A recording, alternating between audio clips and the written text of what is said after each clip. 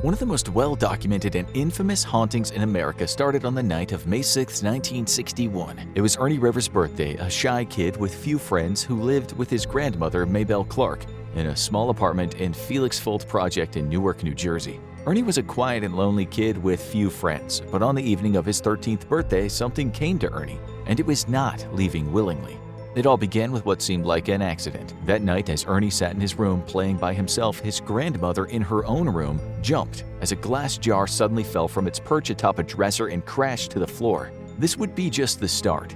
2 days later, Ernie and his grandmother were eating dinner in the kitchen when, to their amazement, 6 punch bowl cups all come off their wall hooks one by one and fell to the floor. The startled duo stared numbly at the cups, trying to rationalize how all 6 cups had just fallen off their hooks in perfect succession. But the night wasn't over yet.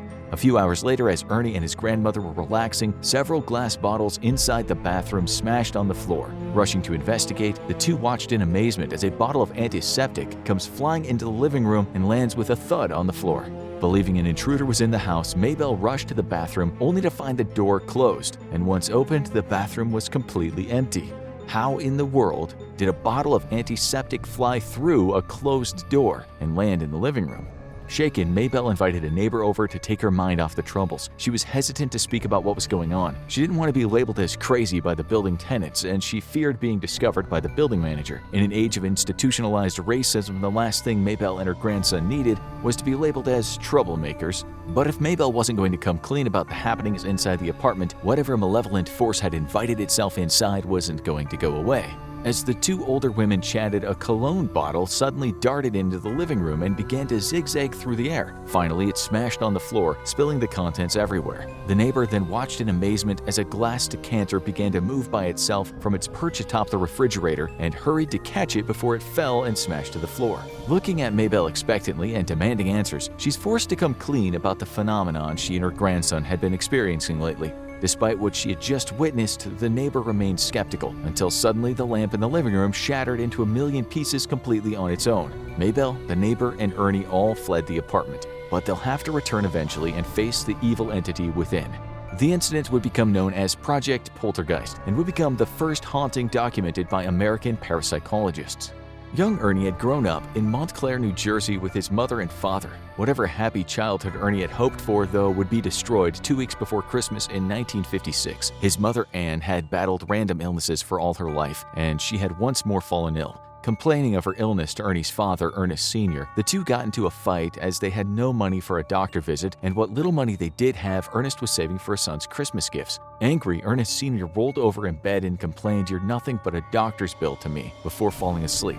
Later that night, Anne had a fever dream that Ernest was trying to kill her to put an end to the financial drain on the family. Waking up from the evil nightmare, she found the .38 caliber revolver her husband kept hidden inside a suitcase under the bed and tucked the weapon under her pillow for protection as she drifted back to sleep. But something might have been prodding Anne to kill her husband, and it wouldn't rest until she did. An hour later, Anne woke up again, unable to shake the evil feeling from the nightmare she'd just had earlier. Watching her husband sleep, Anne shook him awake and said, "Ernest, are you tired of me?" Ernest didn't reply and simply went back to sleep. That's when Anne pulled the revolver and shot him twice in the chest, killing him instantly. Ernie's mother would go on to be sentenced to 18 to 22 years for the murder of his father, and Ernie was forced to go live with his grandparents. However, shortly after arriving at their apartment, Ernie's grandfather passed away, leaving him alone with his grandmother, Maybelle. Then, in April of 1961, Anne escaped from the minimum security prison she was being kept at, but remained at large as an evil force entered her child's life. The haunting activity continued when Ernie and Maybelle were forced to return back to their apartment after seeking safety for the night at a neighbor's place. Poor and living on a fixed income, the two had little choice but to face the evil inside their home head-on, though they desperately hoped the activity would wind down or die out. Their wish never came true. In fact, the phenomenon they experienced would only grow in intensity. In the days after Ernie's 13th birthday, he and Maybelle recorded nearly 24 incidents of plates, mugs, mirrors, light bulbs, and other random objects either shattering, being thrown across the apartment, or simply falling from their perches and breaking on the floor. One day, as Ernie sat at the dining room table doing his homework, a pepper shaker levitated from the top of the stove, floated over to him, and landed beside him on the table. Whatever was behind the activity seemed to focus on Ernie. When the activity became too intense, the two would flee to Maybelle's daughter's home the next town over, but they couldn't stay there forever. Inevitably, the duo would have to return and face the grim reality of living inside a haunted apartment. A popular theory is that poltergeist activity is attracted to children entering their teenage years, and especially children who have suffered great emotional distress or experienced difficulty and frustration with social interactions. The greater the distress or social difficulties, the more intense the activity. Ernie fit the bill for a poltergeist haunting perfectly. He'd become a quiet, introverted child after the murder of his father, and the fact that his mother had escaped from prison and was now on the loose didn't help matters. He wouldn't show or acknowledge any emotions, and in hindsight might have been suffering from a form of autism, compounding his emotional difficulties. Maybelle's grandmother loved the child dearly, however, calling him an unbelievably good boy. Much to her frustration, though, Maybelle's love didn't seem to get through Ernie's thick emotional armor. The activity that haunted Maybelle and Ernie didn't restrict itself to their apartment and seemed to grow in power over time, spreading its evil influence to adjoining units in the building. Neighbors began to report similar disturbances as well as weird noises, to the point that local media began to pick up the story. A few months after the activity started, Maybelle's son-in-law William, along with another relative, were visiting the two when a reporter from the Newark News, Douglas Eldridge, stopped by. He asked for an interview, but didn't hide the fact that he believed the entire event to be largely a joke. Maybelle reluctantly agreed and invited him into the apartment as she recounted the events of the haunting to him. Suddenly, a cup that Eldridge confirmed he had seen sitting securely atop a bookshelf smashed onto the floor. On the verge of tears, Maybelle admitted that this was the fifth incident that day alone, with a small mirror, a bottle of antiseptic, and a light bulb all having fallen to the floor. The light bulb was even witnessed by Ernie to unscrew itself before falling. Eldridge wasn't laughing anymore, and the story went to press. The local press nicknamed the activity Project Poltergeist, and the housing development opened an investigation into the incidents. Irving Laskowitz, Tenant Relations Division Director of the Newark Housing Authority, was placed in charge of the inquiry. Maybelle feared that the investigation would look for any excuse to remove them from the housing project, as African American residents often experienced evictions for even minor incidents. The only recourse left for them was to find housing in any number of private buildings where predatory landlords charged exuberant prices to desperate people. Irving was immediately dismissive of the idea of a poltergeist and remarked that the activity would die down as soon as Maybelle ran out of things to break. Clearly, he believed that the haunting was a hoax, and yet he also admitted that she had a clean 20-year-long record prior to these events. Why she would suddenly start causing issues for herself mystified him and any other housing authority investigator. Yet, Irvin was determined that there was a reasonable explanation for the activity, and carefully examined every square inch of the apartment for some kind of building flaw or sign of trickery. They would find none, and as the activity intensified, Irving would later comment, "I only wish we had." The Newark Housing Authority was forced to acknowledge that something was happening with the apartment, though exactly what they couldn't say. To some controversy, they accepted the services of Edward Del Russo, a self-proclaimed exorcist and full-time contractor. Russo claimed that a lost soul was inhabiting the apartment and trying to get a message across to Maybelle. He attempted to exorcise the spirit with a small ritual and the aid of a beeswax candle. The activity did not go away. In fact, it returned with a fiery vengeance. Now, though, Maybelle and other building tenants became fearful that it was, in fact, the spirit of Ernest Sr., and it would do anything to get Ernie away from Maybelle. As the haunting activity intensified, media attention from around the country grew and drew the attention of a Dr. Charles D. Rega, a native of Newark and an assistant professor in the Department of Management at Rutgers University. Dr. Rega also had a lifelong interest in parapsychology, and news of an active haunting in his hometown was all the lure he needed to immediately seek out the family.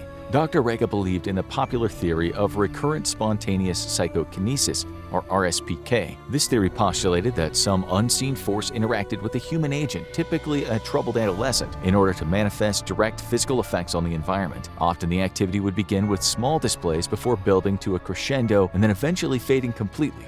Dr. Rega made plans to visit the family and interview Ernie. On the day of Dr. Rega's arrival, the poltergeist made it clear it was not happy with the intrusion. Before the doctor's arrival, Maybelle and her friend Yetta both witnessed an iron fly into the room the two were sitting in. According to Yetta, the cord was stretched out stiff behind the iron as if it too were being held aloft. Luckily, the 5-pound iron missed both of them, but the near misses wouldn't last. A large container of salt floated into the air by itself and slammed into Ernie's back, and as the three re-entered the apartment later, a large bookcase fell over on its own. Even the TV fell over, forcing Maybelle to place it facing the wall when not in use in hopes that it wouldn't break if it fell over again. Over the course of the next 2 days, Dr. Rega, who was a trained engineer, carefully studied the apartment, looking for a natural explanation for the phenomenon, and found nothing. Then, near midnight on the second day, there was a loud knocking at the front door, with a group of drunk young men on the other side demanding to see the boy with the flying objects. Dr. Rega and Ernie remained silent, hoping the small group would lose interest and leave. Then, a rock flew through an open window and into the apartment. Dr. Rega pulled Ernie back into the kitchen and then went for the phone in order to call the police. However, as he reached for the phone, a glass fell off the table and smashed on the floor. Turning around, Dr. Rega saw Ernie standing near the counter and very visibly upset. Any suspicion that Ernie had simply thrown the cup himself, however, was dispelled when a lamp fell off the table in the living room with a loud thump 15 feet away from the two. Dr. Rega contacted Ernie's uncle, William, to come over and then set himself to inspect the lamp for any signs of wires or other trickery. He found none. After the uncle arrived, the three set about to clean up the pieces of the shattered lamp when suddenly an ashtray rose up into the air from an end table and flew past William, grazing his chin, and into Maybelle's bedroom. Then a pepper shaker struck William directly in the back. The three now felt like they were under attack and prepared to leave the apartment. Ernie left first as William turned off the kitchen and living room lights when suddenly he yelled out in pain. A salt shaker had crashed into the back of his head and then picked up speed and smashed against the wall next to him. Was it a warning?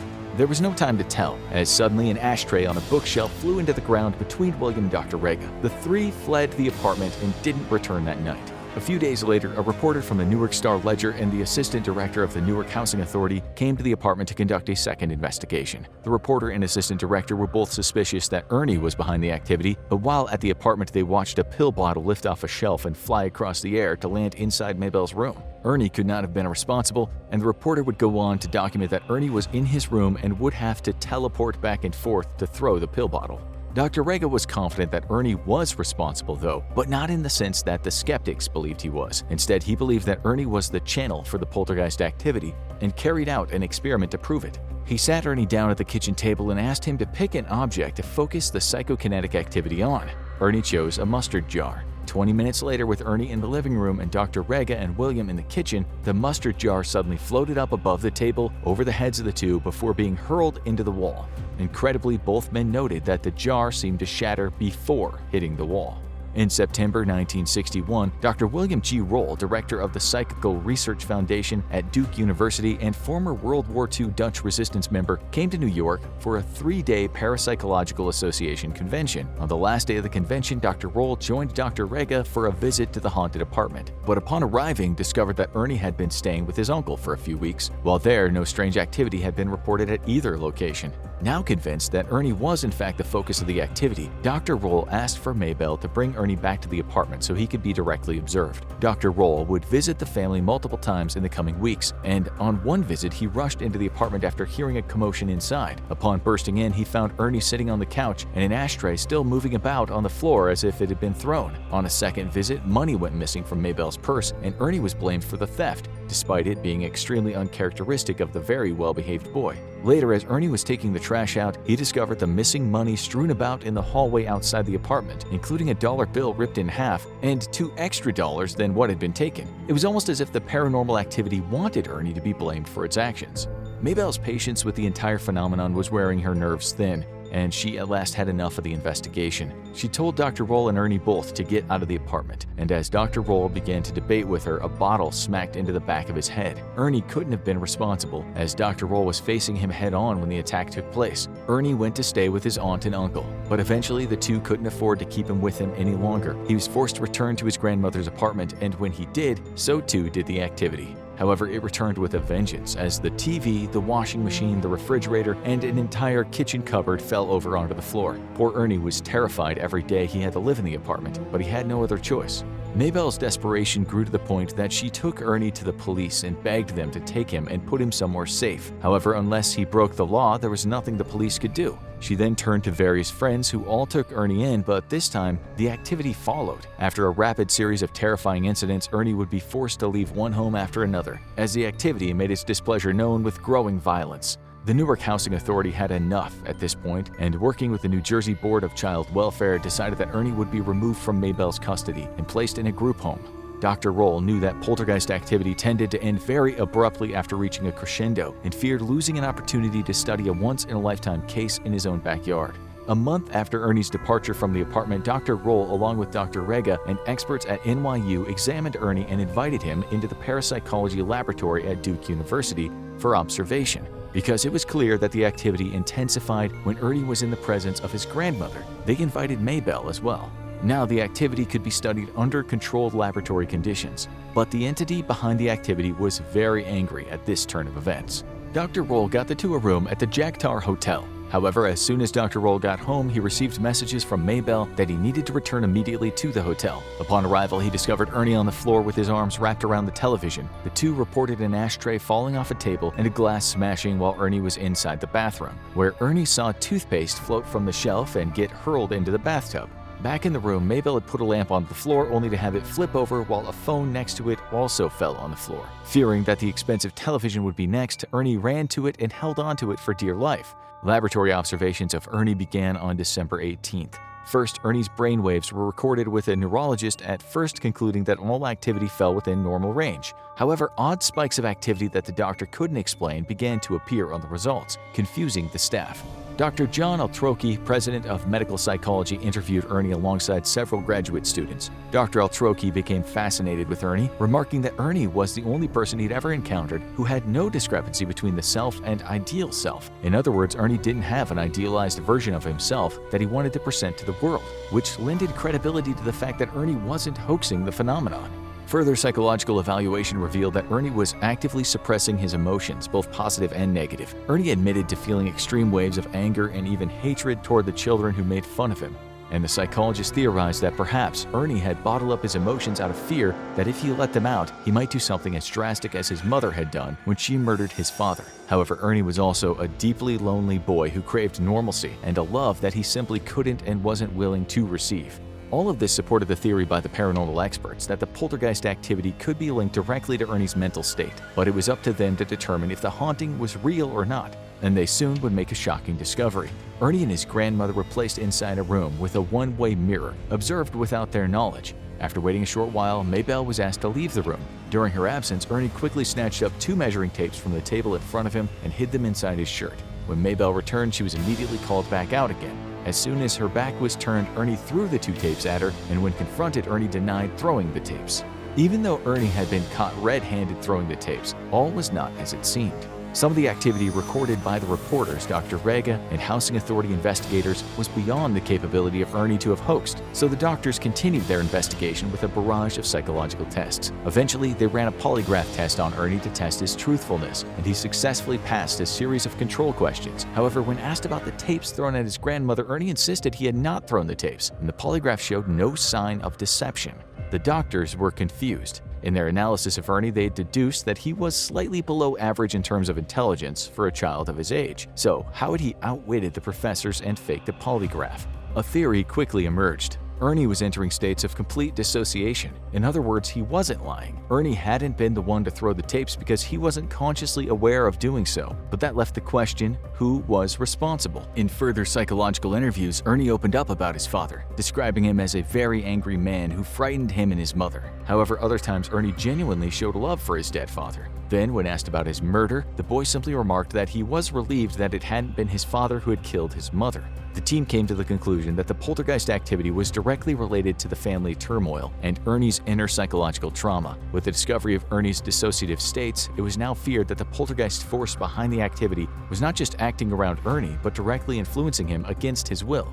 The doctors came to a final conclusion. The only way to help Ernie was to separate him from his grandmother permanently. Ernie was thus sent back to a foster group home and then a farm for foster children. Eventually, he was returned to his aunt and uncle, who, despite the financial hardship, chose to keep Ernie with them in order to provide him with some stability. The activity continued at his aunt and uncle's house, but with far less severity. Eventually, by the time that Ernie had turned 18 and joined the Marine Corps, the activity had died down completely, or so it seemed. As Ernie grew into adulthood, he married, and years later his wife claimed to witness an occasional glass or other item falling to the floor from time to time. However, one incident remained burned in her memory. She woke up in the middle of the night and rolled over to see the figure of a large man sitting on the windowsill before disappearing a moment later. Waking Ernie up in a panic, she told him what she'd seen.